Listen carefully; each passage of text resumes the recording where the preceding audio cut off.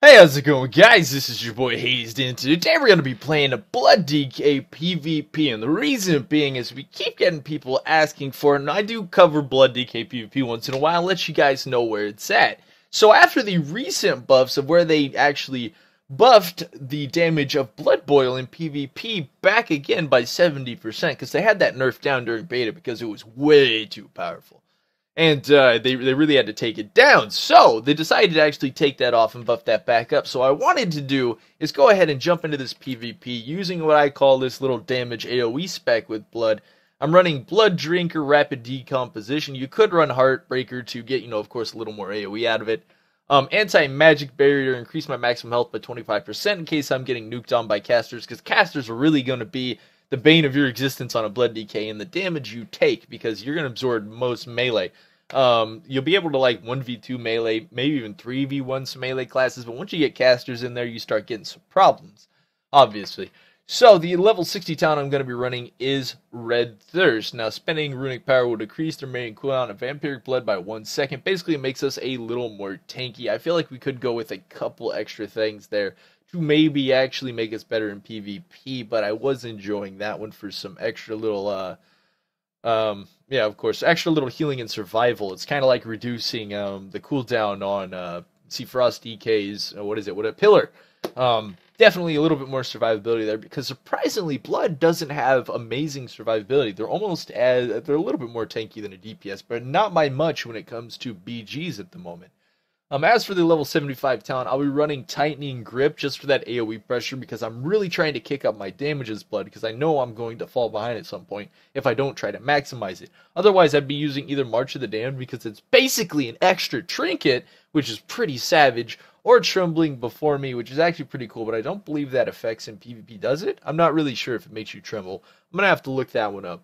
The level 90 talent, I'm going to be using Foul Bulwark, which increases our health, of course, as we use Morrowind by 2%, which ends up being quite a bit of health. Now, it's definitely a lot less since we're in PvP situations, and I might be even leaning towards Rune Tap instead of Foul Bulwark, because I really don't have Morrowind up very much, and that's really not where our damage is going to come from, and you really only have, a key amount of time to produce max pressure. And on a Blood DK, you kind of have to choose whether or not you want survivability or damage, which is really interesting in a PvP situation. As for the level 100 talent, I'm going to be running Blood Mirror, just because I want to have a slight karma to reflect on somebody like a healer if I'm being focused, which will cause a ton of damage onto that healer while you're getting your face punched. And of course, you're tanking a lot of damage, so it all kind of just goes in a circle there. Don't use Purgatory. I swear if I see any of you guys using Purgatory, you're done. You're done. Unless it's Temple Cop Mogu and you're holding an orb, you're done. Alright, so let's go ahead and get in this battleground and see what we can do.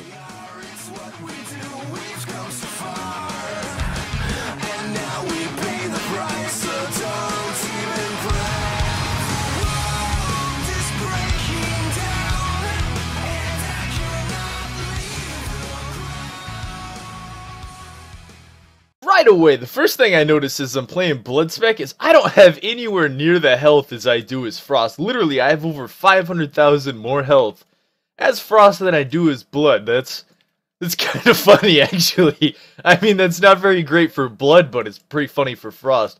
I don't believe we have the extra 10% health that buffs us, of course, with the artifact weapon from Frost.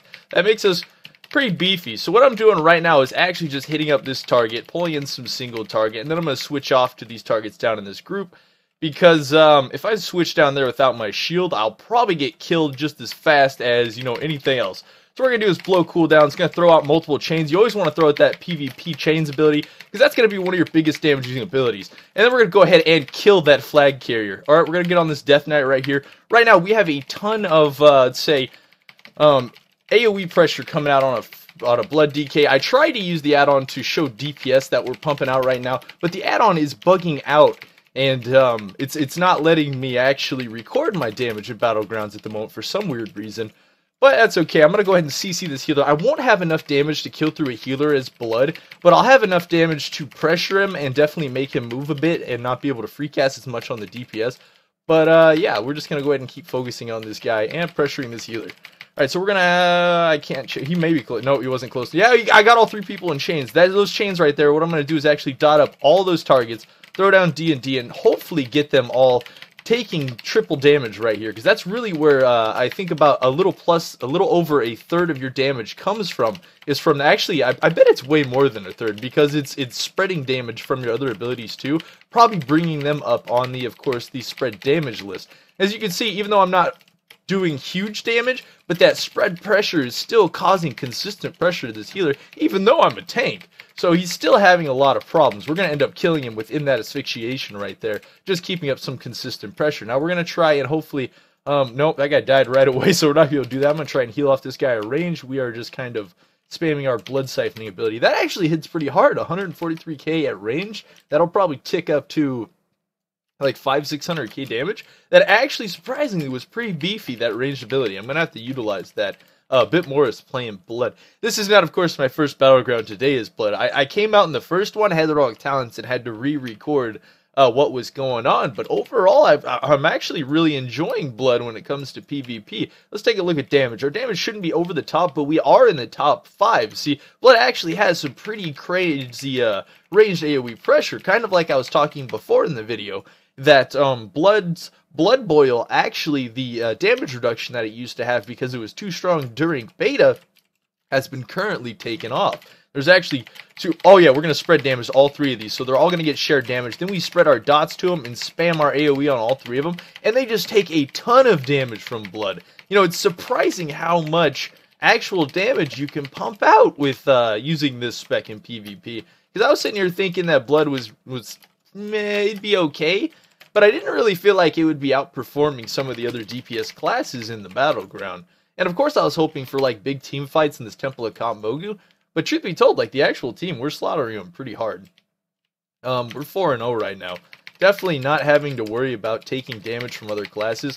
Seems that most people are afraid of us, but when it comes to 1v1ing on a Blood DK, you can survive forever. When it comes to 2v1ing on a Blood DK, you can last a pretty long time still. When it comes to 3v1ing on a Blood DK, once those CCs really start hitting you, then it all really kind of goes downhill from there. Alright, we got 3 targets here. We got a Ret Pally, a Holy Pally, it looks like a Mistweaver. So that's quite a lot of targets. He's actually dropping down to get in the team fights. See, we had all 3 of those people like just focusing on us because we were hitting them. Alright, we're going to kill this Wrestler Druid with these guys. Actually, I'm going to pull this Mistweaver down. Make sure we get the kill on this guy. I'm hitting him with AoE. Is that 3 healers? So you're telling me I had 3 healers just chilling there with me, like, what up, dude? Pretty much. Would I recommend playing this class inside of Arena? I wouldn't say as a normal comp it'd be viable, but because of the crazy damage, it may be viable in some kind of triple DPS situations. But as far as, like, pushing major rating, I wouldn't suggest it. Because the survivability of Blood DKs are definitely lacking compared to what they used to do. You know, I feel like I'm actually dealing an alright amount of damage, like I was saying, but survivability is pretty low compared to what they used to be. And inside of Arena, they actually have nerf healing. So they're not really as beefy as they should be, and they can't really tank 2 DPS for a very long time, allowing 2 other DPS to get the opener. But they can deal some pretty mad pressure. Like, look at this Frost DK right here. Right now, we've got him almost to half health. He's got a healer over there that was healing on him. And he's not even attempting to hit us because he knows that it's going to go bad. Alright, I was trying to chain them together. It looks like chains didn't go off, but we're just going to keep in consistent pressure on this Holy Pally. Holy Pally out of healers should probably be the hardest to kill, at least in a situation like this for a Blood DK. Because as we know, like, my single target's not amazing. I have to be in, like, a group fight of 3, chain all 3 of them together, spread my dots to actually get like a full amount of pressure when it comes to DPSing on these targets. See, I'll chain them right here. And for some reason, my chains is not sprouting on those targets. Like, chains should have went off. Chains is not working correctly always. I can definitely see that at the moment. Maybe there has to be 3 people. Can you not just change 2? Is that the problem that I'm facing? It might be. I'm going to have to figure this out. Alright, so we got 3 targets chained at the moment. Now, you notice how much damage that Druid started taking compared to when he wasn't chained? Now we're going to hit all 3 of them. There's 2 healers right here. And we're still pulling enough pressure with that chains that it's actually taking this healer's health down. And we didn't even blow full cooldowns. We don't got our sword rolling or anything. But as you can see, I'm starting to get low health. I'm going to go ahead and heal up now, proccing some healing abilities. While we have defenses up, we can actually stay alive for a fairly solid amount of time, even through a lot of damage. But as soon as our CDs go down, it's kind of like any other class in PvP. You can die, and you will die. Like, it's it's not really possible not to die at that point. I'm actually throwing out chains right there. And we got chains on, looks like only 2 targets, but there were definitely 4 of them in that mix. So we can definitely see some glitching going on with Death Chain. It's definitely not working like it should be. We're just kind of putting out pressure here, dampening the numbers, because there's 3 healers here. There's not much I can do as a tank when there's 3 healers. I can do some pressure, I can hit them a little bit, but all in all, it's not that amazing. Alright, I'm getting feared. I was trying to get them... Alright, I got them close enough to hit them with chains. That means that dot damage is going to tick quite a bit harder on him. And I'm going to focus this healer here, just keeping up some defensives. Like, there's too many healers. We need to focus healers. I probably should fall back into this team fight and dot up all these DPS. It's probably going to be my best bet for landing kills at the moment. Alright, pulling him in, going to throw out chains. Hopefully I chains them together. I did. That's going to be the end of the battleground.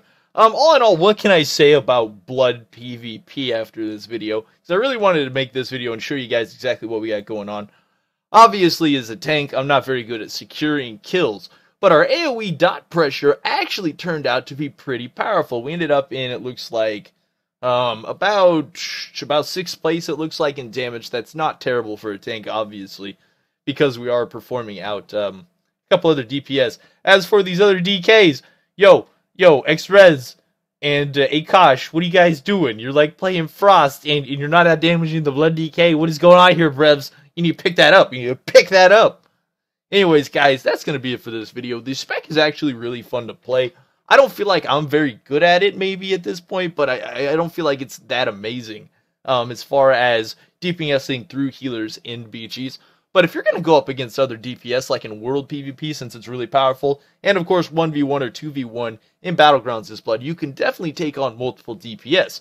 Guys, I just wanted to make that video for you. You've been asking for it for quite a while, and I keep putting it off because Blood was terrible. But after the recent buffs, they are pretty good inside Battlegrounds with cleaving damage. Anyways, guys, that's going to be it for this video. I hope you enjoyed.